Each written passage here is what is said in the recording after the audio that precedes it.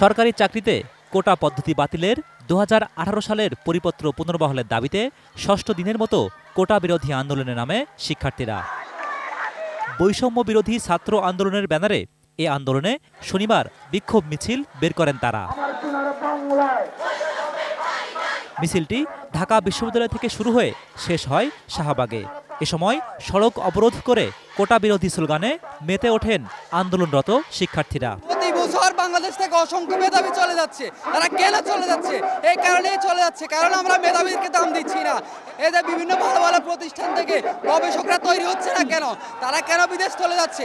ডাক্তাররা কেন বিদেশ চলে যায়? ইঞ্জিনিয়াররা কেন বিদেশ চলে যায়? এই কারণেই, কারণ মেধাবীরা এই দেশ থেকে তাদের মূল্যায়ন পাচ্ছে না। পাকিস্তানের আমলে 24 বছরের যে শোষণের বিচ্ছেদ ঘটানো হয়েছিল দীর্ঘ 9 মাসের মুক্তির সংগ্রামের মাধ্যমে, কিন্তু হতাশার বিষয় দেশ স্বাধীনতার 5 দশক পেরিয়ে গেছে, এখনও বাংলাদেশের চাকরির পরীক্ষাতে মেধাভিত্তিক যে প্রতিযোগিতা সেটা সম্পূর্ণরূপে চালু করা হয়নি। প্রশাসন থেকে শুরু করে আপনি যদি মাঠ পর্যায়েও দেখেন প্রত্যেকটা জায়গায় অযোগ্যতায় আসন দখল করা আছে, যে জন্য আমাদের এই দেশে অনেক অনিয়ম অত্যাচার অনাচার আমরা দেখতে পাই। তো প্রত্যেকটা জায়গায় যেন সুষ্ঠু আইনের শাসন এবং আইনের বিচার বিভাগের থেকে শুরু করে সর্বত্র যেন সুষ্ঠু আইন প্রয়োগ হয়, সেজন্য মেধাবীদের অংশগ্রহণ গুরুত্বপূর্ণ। যতক্ষণ পর্যন্ত দাবি আদায় না হয় ততক্ষণ পর্যন্ত আমরা রাজপথে থাকবো।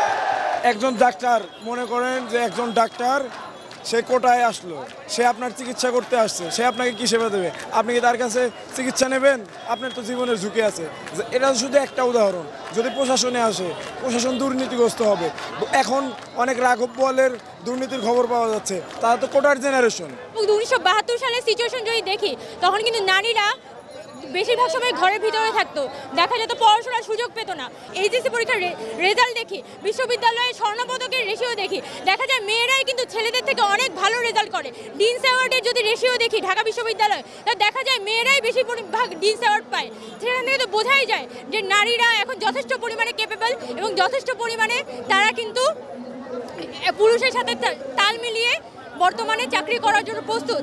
এখন বর্তমানে 1972 সালে যে 10% নারী কোটা ছিল, 2024 সালে এসে কোনোভাবেই এই 10% নারী কোটা যুক্তিযুক্ত না। আমরা এই কথাটাই মূলত এই আন্দোলনের পক্ষ থেকে বলতে চাই।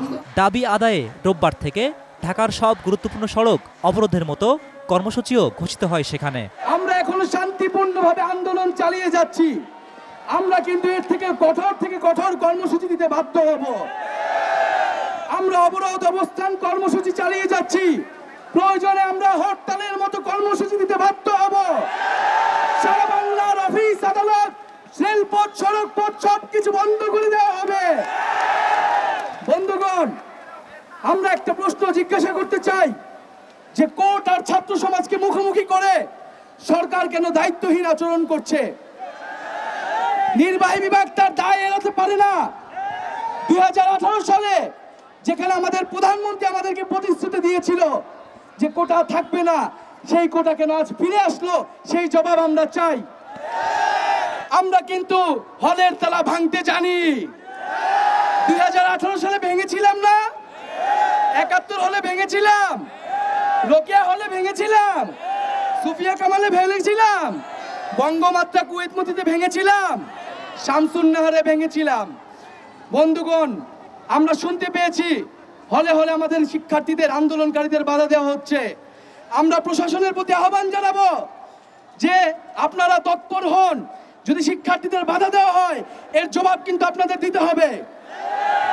যদি আমরা চাকরি না পাই, আপনাদের কিন্তু চাকরি থাকবে না। সে ব্যবস্থা আমরা করে দিব। যে আগামীকাল বিকাল 3টা থেকে বাংলা ব্লকের কর্মসূচি ঘোষণা করা হলো। শুধু শাহবাগ মনে নয়, ঢাকা শহরের শাহবাগ, সাইস্লেব, চানখারপুল, নীলক্ষেত, মতিঝিল, প্রতিটি পয়েন্টে কলেজ এবং বিশ্ববিদ্যালয়ের শিক্ষার্থীরা নেমে আসবেন এবং বাংলা ব্লকের কর্মসূচিকে সফল করবেন। এবং যারা ঢাকার বাইরে শিক্ষার্থীরা আসেন, তারা জেলায় বিশ্ববিদ্যালয়ে মহাসড়কগুলো অবরোধ করবেন। এদিকে কোটা থাকলে মেধার মূল্যায়ন হয় না এমন মনে করেন বিএনপি মহাসচিব মির্জা ফখরুল ইসলাম আলমগীর। শিক্ষার্থীদের আন্দোলনের প্রতি প্রকাশ করেন একাত্মতাও। 56% যদি আমরা কোটাতেই চলে যায়, তাহলে কিন্তু আপনার যে মেধা, সেই মেধা বিকাশ সেটা একেবারেই সম্ভব হবে। বিএনপির এ সমর্থনকে ভালো চোখে দেখছে না আওয়ামী লীগ। দলটির সাধারণ সম্পাদক ওবায়দুল কাদেরের দাবি, শিক্ষার্থীদের আন্দোলনের ওপর ভর করছে বিএনপি। এখন বিএনপি কাজই হচ্ছে অন্যদের ইস্যুর উপর ভর করা। এখন শিক্ষকদের আন্দোলনের উপর ভর করবে, আবার সিদ্ধান্ত নিয়েছে কোটার উপরে, কোটা আন্দোলনের উপর ভর করবে। প্রধান দুই রাজনৈতিক দলের এমন বাকযুদ্ধ উপেক্ষা করে কোটা বিরোধী আন্দোলন সফল করতে চায় আন্দোলনকারীরা।